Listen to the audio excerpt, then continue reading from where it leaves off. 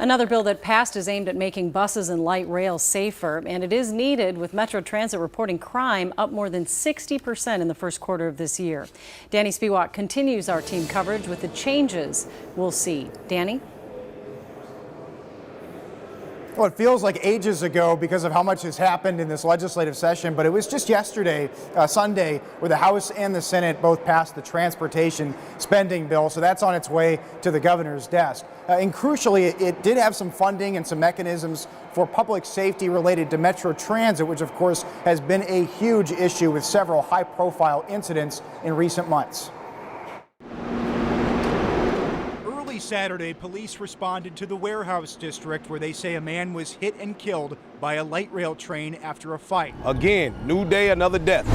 Community leaders are demanding change. It's too much crime that's continuing to happen here on these trains. The new Metro Transit Police Chief Ernest Morales III, we've been going through several years of challenging times, says he's here to answer that demand. What do you say to those that are hesitant to use the system right now? Listen, I'm going to say we're safe in numbers. It's our community. We need to take our community back.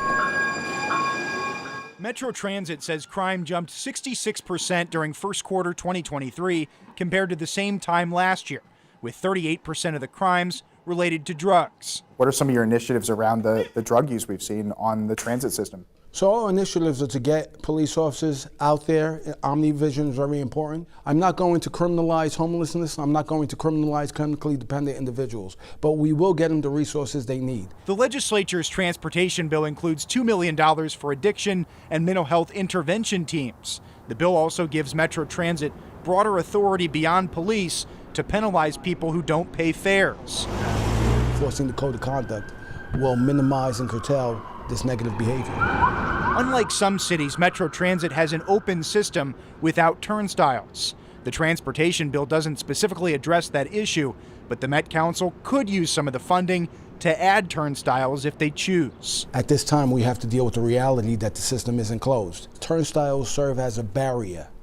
If I have a criminal intent, I'm still going to get by that barrier and commit my crimes. Now, outside of what happened here at the Capitol this session, Metro Transit also says it's going to be contracting with private security to try to increase the presence across the system. Of course, they have an officer shortage right now. They're about 60 officers down. So then on a completely different note, just want to mention that the House just adjourned as well. So you're probably seeing a lot of commotion, but that appears to be it for the 2023 legislative session. Back to you. All right, Danny, thanks so much. We have a full list of what's passed and what hasn't at the Capitol, along with what it might mean for you at KARE11.com. And be sure to tune in on Sunrise tomorrow morning for the latest from the Capitol.